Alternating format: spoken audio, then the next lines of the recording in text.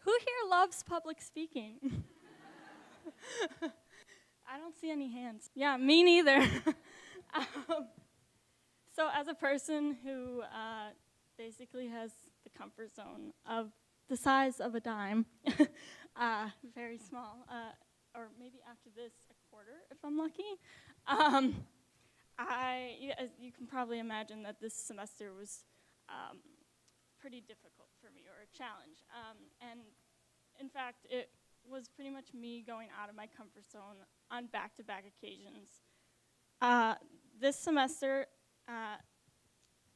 it's okay. I'm sorry.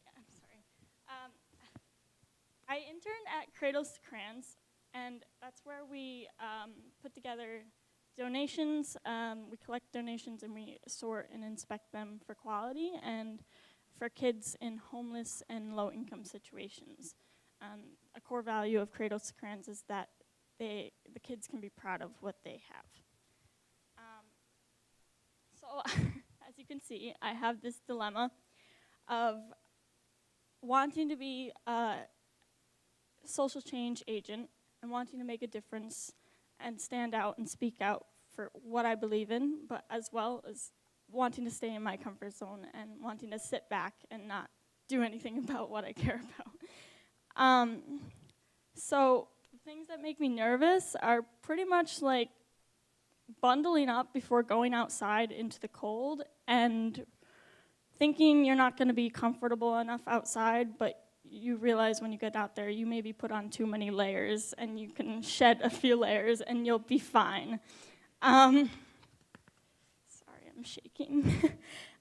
So let me tell you about some of the things that put me out of my comfort zone this semester. I worked in a very large warehouse, and we were putting out a lot of product for a lot of children.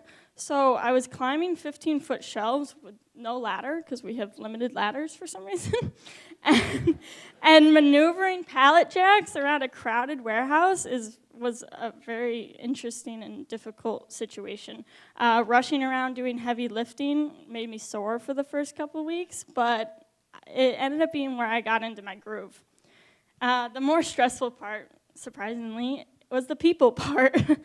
For the first time, I was in charge, me, in a leadership position. It was extremely daunting. I almost didn't acknowledge it until quite recently. There were a lot of days where I was doing special projects, and special projects are where we usually ask for people to volunteer for our special project of the day where they can get in their workout, because it was a lot of heavy lifting and a lot of running around the warehouse. And basically, we would end up with a group of large, burly, tall men, and I was in charge. And my friend, who was helping me from time to time, would ask me if I had everything under control, and yeah, totally had everything under control. And he would run off and go tend to some other responsibilities that he had in the warehouse. And I was left there to give orientation alone to my volunteers who towered over me. But on one particular day, I was in the clothing sort section, or station, and it was early on. I was still learning. I had help with the orientation, but eventually was left to my own devices. And that was the most volunteers I had with me in a station over the whole semester. It was about 20 people, and we were inspecting and sorting through donations. And we decided, because we had been seeing a lot of strange things be donated, especially for a program that serves children up to age 12. So we decided to make a game out of it and try to find the weirdest thing, keep our eyes out for the weirdest item that we could find in the donations. And eventually I heard laughter, and I walked over to the table to see what they had found. And it happened to be a body wash kit that covers human scent for deer hunters. And we were just really taken aback. We didn't know what to do.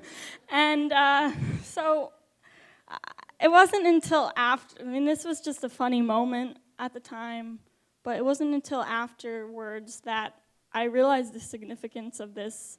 It was pretty much my earliest moment of feeling like I really connected with my volunteers, and it being such a large group of volunteers, it was an extreme boost of confidence. And I didn't realize this until recently either, but it really carried me through the rest of the semester and helped me with every volunteer group that I had after that.